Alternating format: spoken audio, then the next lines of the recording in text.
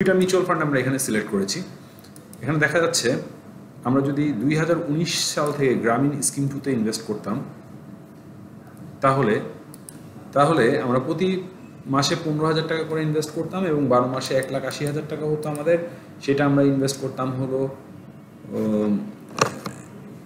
2019-এ এবং তখন প্রাইস ছিল হলো অ্যাপ্রক্সিমেটলি 11 টাকা। তো এসআইপি মেথডটিতে 15,000 টাকা করে বিভিন্ন প্রাইস, বিভিন্ন মাসে বিভিন্ন প্রাইস থাকতে পারে। তো আমরা একটা এভারেজ প্রাইস ধরেছি 11 টাকা, এটা একটা জেনারেল। ওকে, দেন রেকর্ড ডেট 3 সেপ্টেম্বর 2019-এ তারা ডিভিডেন্ড দেয় 9%, এবং এই 9% ডিভিডেন্ড নেওয়ার পরে আমাদের ক্যাশ ডিভিডেন্ডে ইনকাম হয় 14,727 টাকা, 1,80,000 টাকার এগেনস্টে। তো এইভাবে করে আমরা নেক্সট ইয়ারে আবার 15,000 টাকা করে ইনভেস্ট করে 3 লাখ, এই টাকা সহ 3,60,000 টাকা ইনভেস্ট করি, এবং তারপরে 7,20,000 টাকা, এবং তারপরে 14,14,000 টাকা, এবং প্রতি বছরে ইনভেস্টমেন্টটা হয় এবং প্রতি বছরের ক্যাশ ডিভিডেন্ড এখানে দেওয়া আছে। ফার্স্ট 9, তারপর 7, তারপর 13, তারপর 15।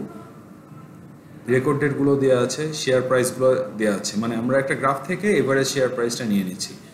তো আমার টোটাল শেয়ার হয় 1,76,364টা, এবং ফেস ভ্যালু এবং টোটাল ডিভিডেন্ড অ্যামাউন্ট, যেটার উপর শেয়ার, আমার শেয়ার সংখ্যার সাথে ফেস ভ্যালু গুণ দিলে কিন্তু আমার টোটাল অ্যামাউন্ট চলে আসে। এই অ্যামাউন্টের উপরেই কিন্তু আমার ক্যাশ ডিভিডেন্ডটা দিচ্ছে।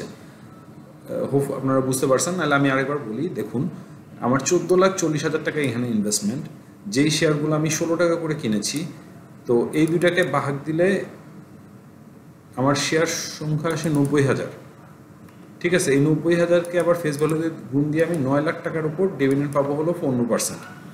তো এইখানেই কিন্তু ট্রিকি ওয়েটা। তো এইভাবে করে আমি টোটাল ক্যালকুলেশন করেছি, আমার 27 লাখ টাকা ইনভেস্টমেন্ট হয়েছে। টোটাল আমি শেয়ার পেয়েছি হলো বিভিন্ন রেটে এভারেজে 15 টাকা করে, 1,76,364টা শেয়ার, এবং তা থেকে ক্যাশ ডিভিডেন্ড ইনকাম করতে সক্ষম হয়েছি হলো 2,22,727 টাকা। তো এভারেজ ক্যাশ ইনকাম হচ্ছে হলো, ডিভিডেন্ড ইনকাম হচ্ছে 8.25%। 8.25% আপনারা এখানে দেখতে পাচ্ছেন, সঞ্চয়পত্র থেকে কম, এবং এভারেজ প্রাইস দাঁড়াইছে হলো 15। তো সাপোজ এখন আমার এভারেজ মার্কেটে প্রাইস লকিং ফ্লোর প্রাইস আছে 15-20, তো 20 পয়সা এখানে যদি মার্কেট এই রেঞ্জে চলতে থাকে, মানে আপ হয় এবং আমি সেল করতে পারি, তাহলে 15-20-এ আমি যদি ওপরে আমি সেল করতে পারলে আমি বেনিফিটেড ওখান থেকে। তো ওভারঅল যদি আমরা খালি ক্যাশ ডিভিডেন্ডের চিন্তা করি মিউচুয়াল ফান্ড থেকে, it will B a tricky. যদি কোনো মিউচুয়াল ফান্ড আমাদের দেশে সবচেয়ে বেশি দিয়েছে হলো 17.5% একটা মিউচুয়াল ফান্ড, ওটাকে আমি দেখাবো নিচেই। আর ম্যাক্সিমাম মিউচুয়াল ফান্ড 2022-এ 15%ই দিয়েছে, এবং তার আগের বছরগুলোতে আসলে মার্কেট খারাপ থাকার কারণে একটু কম দিয়েছে। তো আপনারা এখানে দেখুন যে আলটিমেটলি মিউচুয়াল ফান্ড থেকে যদি প্রতি মাসে কোনো ফিক্সড আপনাকে রিটার্ন দেবে না যে 15%, আপনার আপ ডাউন হবে, এবং এটা একটা অন অ্যান এভারেজ আপনার ইনকাম আসবে। এবং আপনি যদি ফেস ভ্যালুতে মিউচুয়াল ফান্ড পান, তাহলে কিন্তু আপনি তুলনামূলক বেশি বেনিফিটেড হবেন রেদার দেন আপনি যদি মার্কেট থেকে কিনে নেন মিউচুয়াল ফান্ডটা আপার প্রাইসে। তো হোপফুলি আপনারা বুঝতে পেরেছেন বিষয়টা। এখন আমরা আসি এনএলআই ফার্স্ট মিউচুয়াল ফান্ড। এটা ভালো পারফর্মিং একটা মিউচুয়াল ফান্ড ছিল ফেব্রুয়ারি 2022 পর্যন্ত। বিএসইসি তাদের ট্রেডিং হোল্ড করে দেয় 2022 থেকে, বিভিন্ন কিছু রিজনে, তাদের ম্যানিপুলেশনের কারণে। তো তাদের গ্রাফটা আমরা দেখি, এখনও পর্যন্ত এরকম পারফর্ম কেউ করতে পারেনি। তারা কিন্তু 2018 থেকে 2021 পর্যন্ত তারা ক্লিয়ার ডিভিডেন্ড দিয়েছে। 2018-তে 14%, 2019-এ 13%, 2020-এ করোনাকালীন সময়ে 5%, এবং 2021-এ 17.5%। তাদের ইপিএস এক সময় মাইনাস ছিল, তারপরে তারা 5% পজিটিভ ক্যাশ ডিভিডেন্ড দিয়েছে। তারপর তাদের শেয়ার প্রাইস যদি আমরা দেখি, অন অ্যান এভারেজ শেয়ার প্রাইসগুলো এখানে নেওয়া আছে। 2021-এ 16 টাকা, 2020-এ 10.5, 11 এবং 10। এভাবে করে আমি শেয়ার কোয়ান্টিটিটা বার করে নিয়েছি, কত করে হয় এইটাকে দিয়ে এটাকে ভাগ দিলে, মানে টোটাল ইনভেস্টমেন্টকে দিয়ে টোটাল শেয়ার প্রাইসকে ভাগ দিলে কিন্তু আমার শেয়ার কোয়ান্টিটিটা চলে আসতেছে। তাকে ফেস ভ্যালুতে গুণ দিয়ে আমি ক্যাশ ডিভিডেন্ডটা বার করে নিয়েছি। তো এখানে টোটাল ক্যাশ ডিভিডেন্ডটা আমার ইনভেস্টমেন্ট কিন্তু সেম, 27 লাখ টাকা। শেয়ার আমি বেশি পেয়েছি, 2 লাখ শেয়ার পেয়েছি, ওখানে 1,76,000 পেয়েছিলাম। কারণ এখানে আপনারা দেখতে পারবেন যে দাম কিছুটা ফ্ল্যাকচুয়েট করেছে পরে এসে, যখন আমার হাতে ভলিউম বেশি ছিল টাকার, তখন কিন্তু দামটা একটু পড়েছে এবং আমি কিনতে পেরেছি।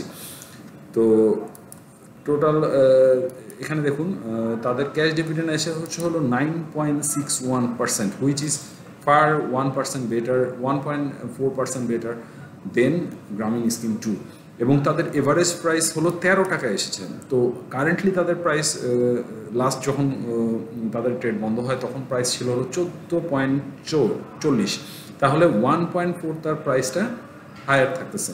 তো এখানে দেখুন যে কেউ যদি ওই টাইমে শেয়ারটা বিক্রি করতে পারে তাহলে কিন্তু সে 1 টাকা করে প্রতি শেয়ারে